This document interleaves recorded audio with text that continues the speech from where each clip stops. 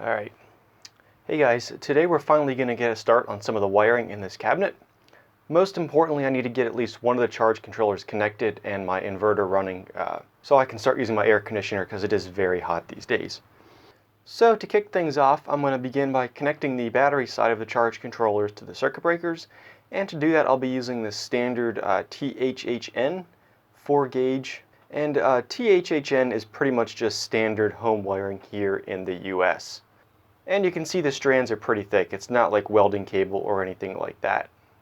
So for the connection on the far right side here, this is the battery positive. I'm just going to strip off about a ½ inch of the insulation here. And because this wire is so thick, a standard wire stripper like you get at the hardware store won't work well.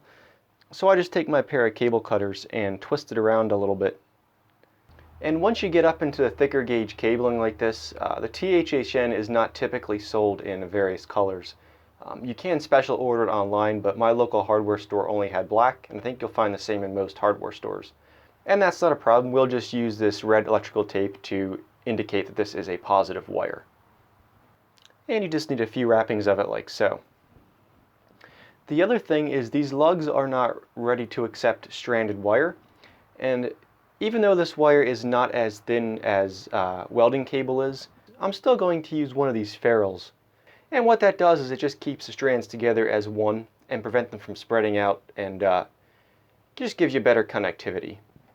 So go ahead and fish that through the conduit and right into where the lug is at. And just start tightening it down. And you can see underneath there how the screw pinched down that ferrule. And it has the wires nicely bundled together and is making great contact both above and below the bolt.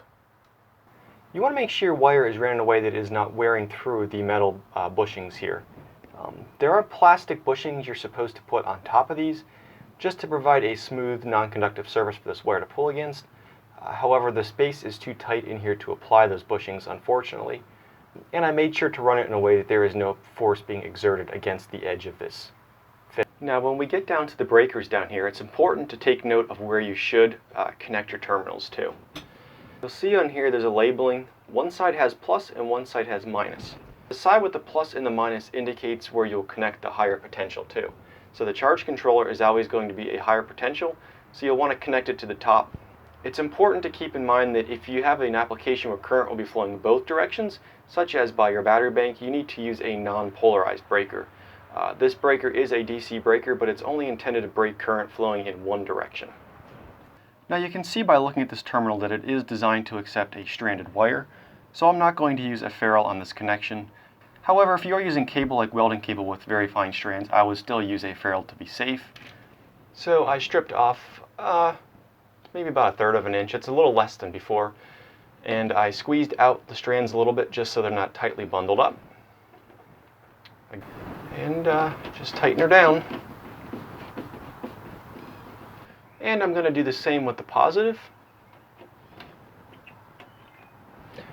Keeping in mind that we also need to identify this as a positive wire down here. So you see I also wrapped it with red tape again. Alright, so we got 2 good connections down here. Now for the connection from the breakers down to the bus bar, I am going to use this welding cable since I already have this made up with ends crimped on. And I really should have heat shrink over these crimps, but unfortunately I neglected to order heat shrink for 4-gauge wire. So I'm going to install them like this, and then I'll remove them at a later time, probably next week or so whenever the order gets here, and apply the heat shrink. And you can see how fine the strands are on this cable compared to the THHN we used above. And the nice thing is this welding cable is readily available in red and black, so you don't have to worry about taping to identify the colors.